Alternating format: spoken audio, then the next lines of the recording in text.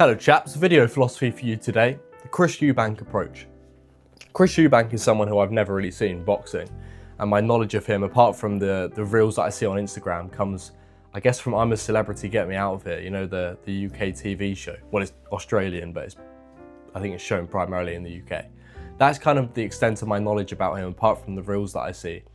The one thing I know about him is that he's a bloody good boxer, and he's an extremely well-spoken guy, and he can be quite polite. Now, I know that there's a bit of, what would you say, conflict when it comes to his image. Some people say he's a right prick, and some people say he's quite nice. The Chris Eubank approach in regards to personality, in regards to self-identity, is being the gentleman who epitomizes metaphor is the guy who opens the door for the woman, the guy who gets the flowers, the guy who walks on the side of the road and she on the pavement, the guy who holds her hand down the stairs, but also then be the guy who's getting back home and getting on a business call and, you know, bossing people around on the phone, who's making the organization, who's saying, no, we're going to go here at this time, who gets his way, who's also stern. Because you end up being one of two things. You either end up being the chav.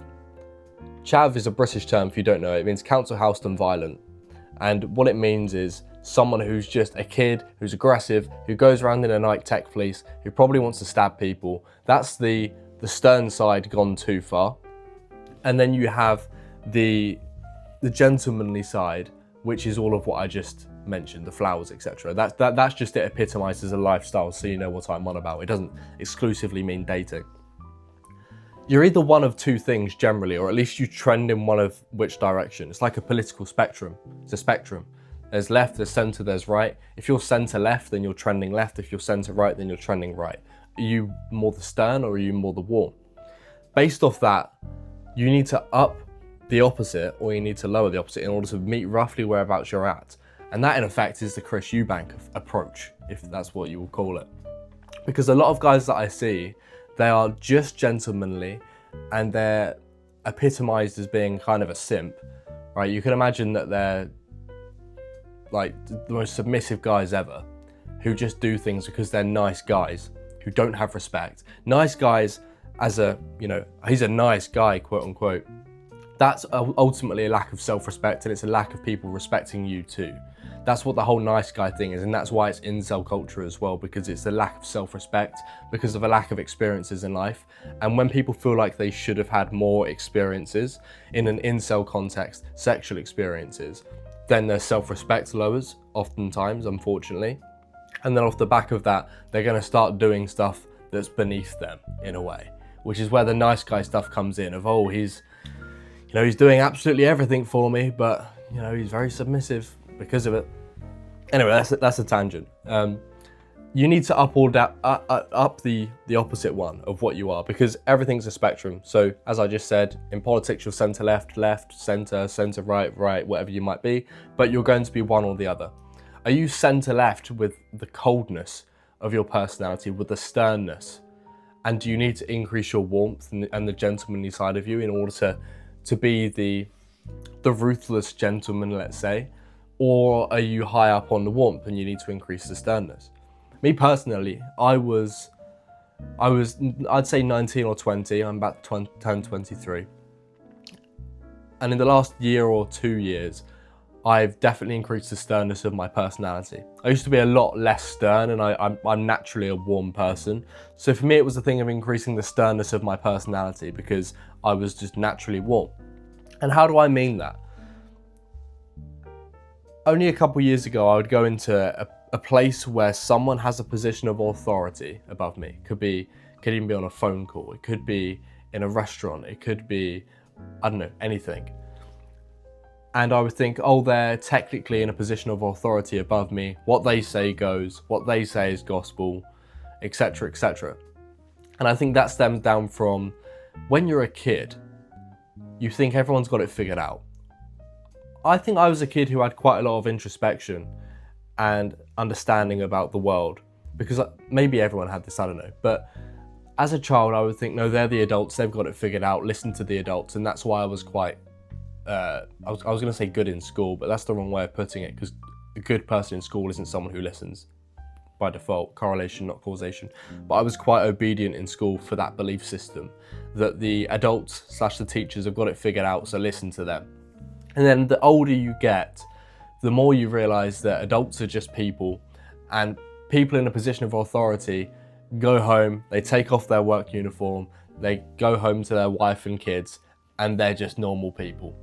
And so the belief about authority kind of shattered in that way when I had that realization, and when I saw people who were getting their way and being a bit more stern. And that's not an aggressive thing, getting their way and being a bit more stern, although it sounds it. I think it's just a masculine energy. And when I saw that and had that realization, I naturally toned up the sternness of my personality and started to kind of get my way a bit more. So that was the conscious decision that I had in having a warm personality and toning up the sternness and the coldness. Because the issue is, as I kind of said at the start, you end up being the gentleman, submissive guy, or you end up being the chav who no one likes. And there's massive issues in both. There's also massive strengths in both. And taking the strengths of both is the Chris Eubank approach. And that's what you guys need to be doing. You need to be the gentleman who can be ruthless.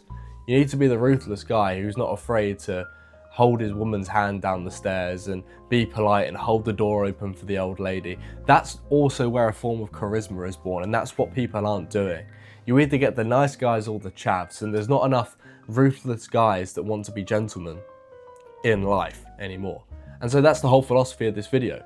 Find out what one you are. There's no exercise you can do. You should know. You should be sat there now thinking, yeah, fuck authority, I hate it all, I always give pushback. Okay, you're probably more stern and need to dial up the warmth. Or maybe you're sat there thinking, let me ask my parents if I can go and put the washing on, or I don't know, some mega low self-belief, sternness, blah, blah, blah. And then you'll be sat there thinking, I need to increase that. One or the other needs to be increased or decreased. And there's a possibility that you need to increase the warmth and decrease the sternness. If you're really cold and really hard to talk to and no one likes being around you, you should probably decrease the coldness, right? It's a dial. You need to change it all.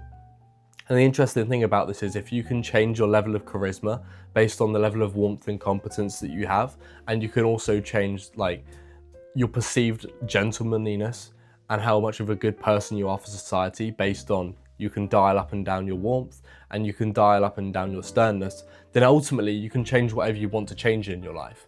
That doesn't mean you should change everything, because you are you. That's the power of being you. You shouldn't change everything, but you can change anything. And it's kind of cliche, but it's really something to think about. Try and be the Chris Eubank of your life. Warm, nice. People want to talk to him.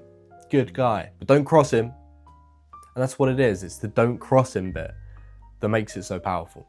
And the results that you're going to see in a social situation, in a dating situation, in any situation that you can possibly think about are going to be 10x what you're experiencing right now, just sitting skewed on one side of the spectrum.